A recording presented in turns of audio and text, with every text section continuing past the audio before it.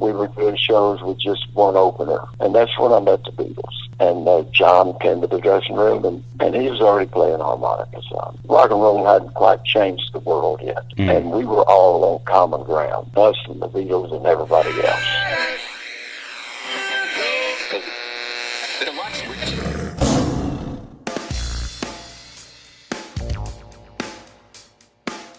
Hello and welcome to the George's Live podcast. I am your host, Travis Smith. Thank you guys for listening this week. That was just a little excerpt from the Delbert McClinton interview that we will be able to hear the whole thing in here just a little bit.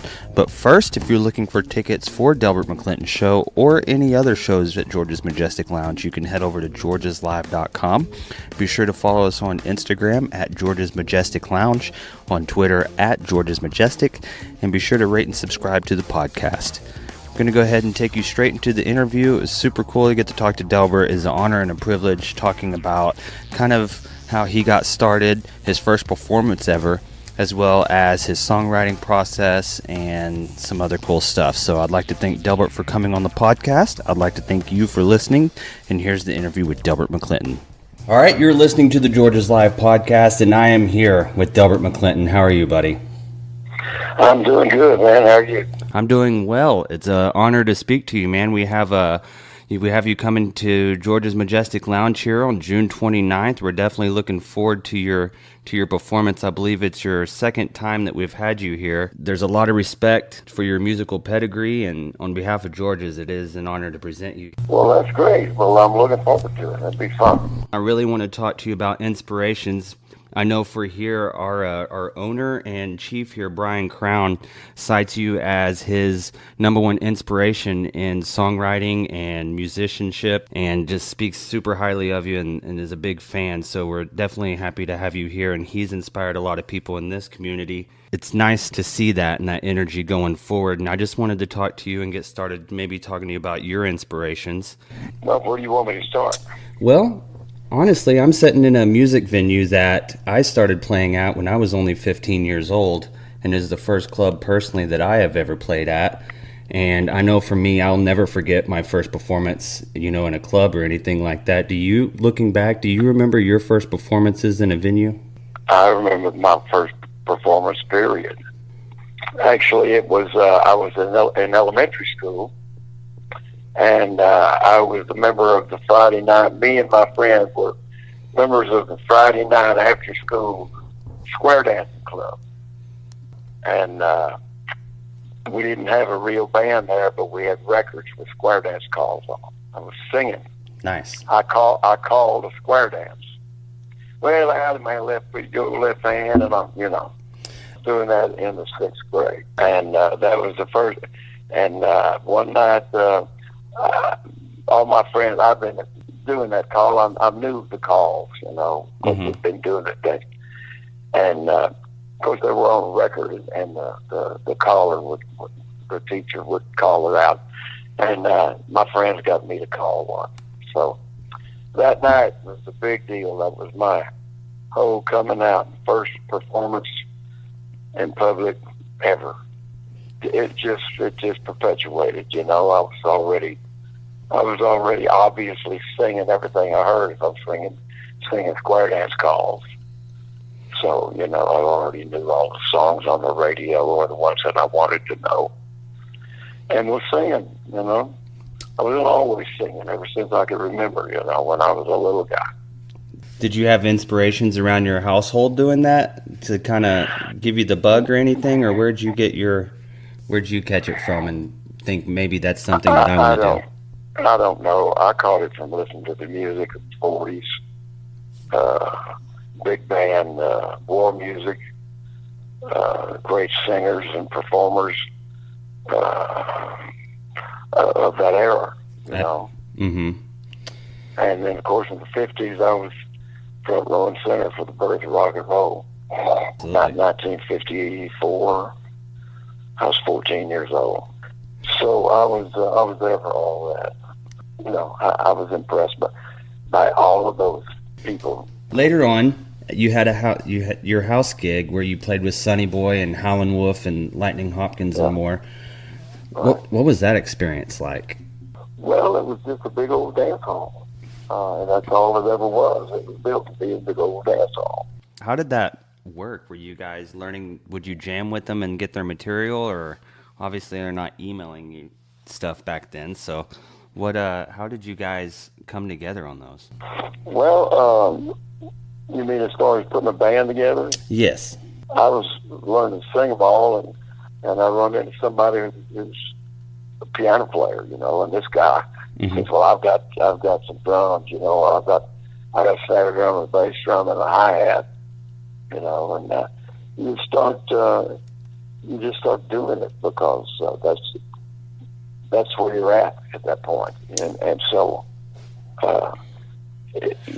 just be gracious that you find that you look to bump into people who want to play music. Are there Even when you're not conscious of it, that's what you're looking for. Yeah. And you look for anything you look for like that, you find. I'd like to talk for a second, recording the harmonica part on "Hey Baby" with Bruce Chanel. How did that come about? When Bruce Chanel got booked to play the British Isles, and "Hey Baby" was the #1 song there. Bruce had been going out and working some of these rock and roll shows where everybody uses the same band, and it's, you know what I mean, it's start in the afternoon and go a little late at night, but people with hits, but they'd be using the same band. Doing a rock and roll show, you kind of had to have a band to back everybody, and you get out there and you do your hit or whatever, It wasn't like anybody going out and doing a full show back then. It was always a package show. And that took you over to the UK, right? So that's what we were doing over there. Bruce didn't want to do the show without the harmonica because it was being done by horn players. Not the same. So the horn players were playing the harmonica part? Yeah, right. So I got to go. And Bruce and I at that time were good, close friends and still are. That's how we got to go do that. That was an interesting time over there, I'm sure. What was the musical climate like for the United States and then going over to the United Kingdom at that time? The musical climate in England was at least twice as hot as it was here. This is before Rolling Stone magazine. Were you expecting that? Is that something that you were... I wasn't expecting that. First thing I noticed is people walking down the street with gig bags on their shoulder. You wasn't seeing any of that in this country at that time. It was still, if you're in a bad beach or playing rock and roll, you're just doing the devil's music. No respect, really, at all, There were no rules, there were no precedents. Us going over there was not something that was going on all the time. That was just beginning, where people would travel from one country to another, rock and roll and doing shows. That was just the beginning of that. So it was all brand new. Were there a lot of people playing the harmonica over there? No, I didn't. But here's what I did find. The first 2 weeks we were over there, we were on a package show with about 12 other acts, ending with me going out and doing about 20 minutes with the band that they had us working with, and then bringing Bruce out and doing his show with him. So every night, somebody in one of the other bands would show up in our dressing room and want me to teach them how to play the intro to "Hey Baby." Of course, it's hard. You can't show somebody. They can't see what you're doing. Yeah, it's a strange instrument to teach somebody, I'm sure. Yeah, but you do the best you can as far as telling them that you gotta. In order to play this one way, you've got to suck in on it mostly. The other way, it would be like Dylan style, where it's just plain open harp. Mm-hmm. If you're gonna play blues or really bend the notes, you gotta suck on it. So that puts you in a whole other key. You got to learn that. You got to learn to play in the key of A. You need play an E. You need an A harp. So it got to be like that. And then the second couple of weeks we were there, we were doing shows with just one opener, and that's when I met the Beatles. Oh wow! And John came to the dressing room, and he was already playing harmonica some. But you got to put this in perspective. This was rock and roll hadn't quite changed the world yet. and we were all on common ground, us and the Beatles and everybody else. It wasn't like they were already the Beatles. Yeah, you guys were all peers. Yeah, exactly. So it was a lot of fun, a lot of energy, and as it still is, to me. When did you pick up the harmonica?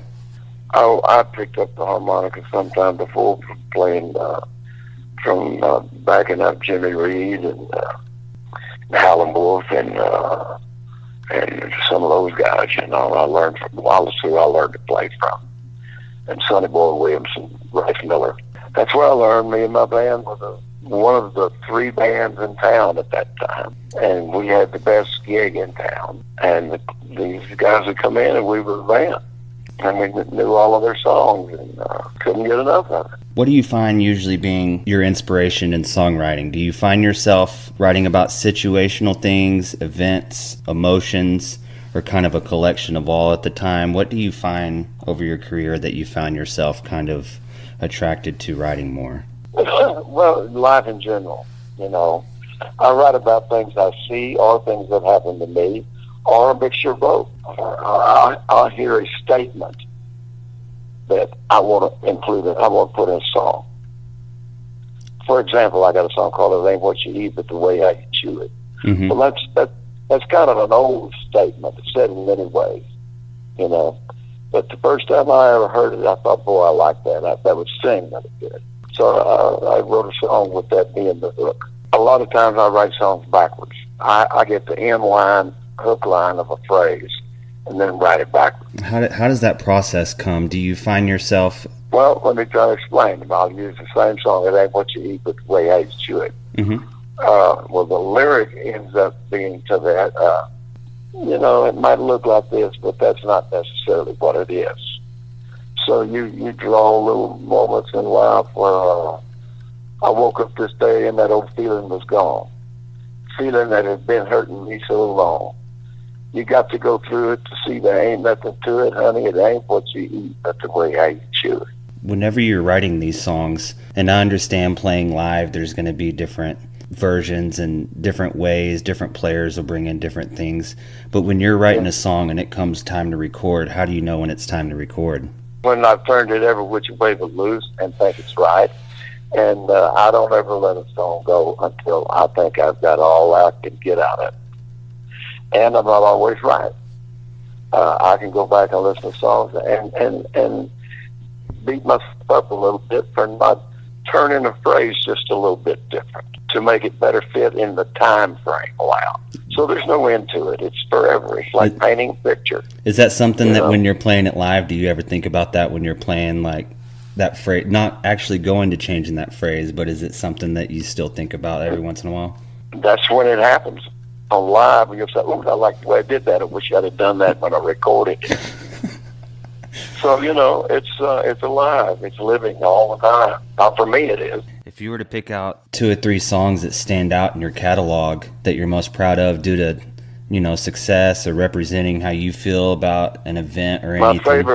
My favorite song depends on the mood I'm in. I love them all. Some of them aren't as good as others, but I can remember when I did it, and it was in the time when I was learning. And I learned a great deal, but I didn't learn enough, and I recognized it.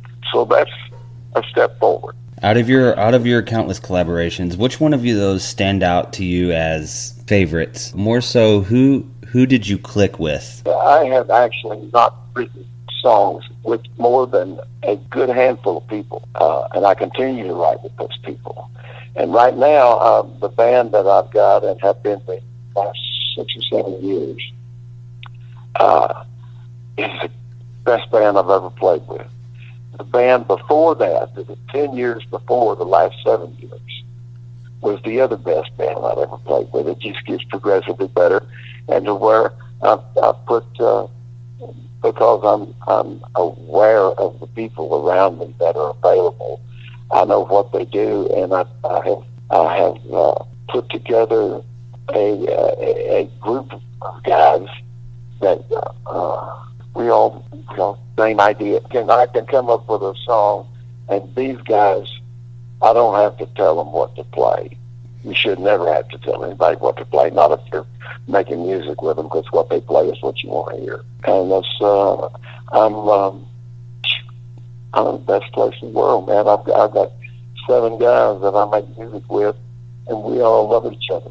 We can't wait to play together. And remember, I used to call guys to go do a gig, and I'll tell you about how important it was to some of them. I can remember this one guy who was a bass player, and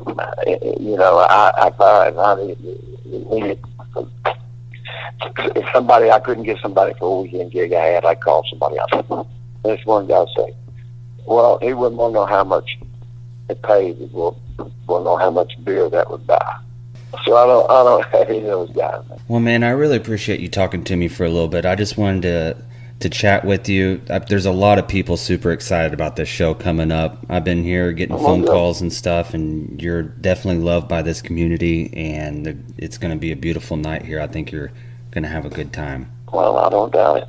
I'm always looking for a good time. So, all right, Delbert. Well, I appreciate you for coming on to the Georgia's Live podcast. All right, Travis. Well, thanks, man.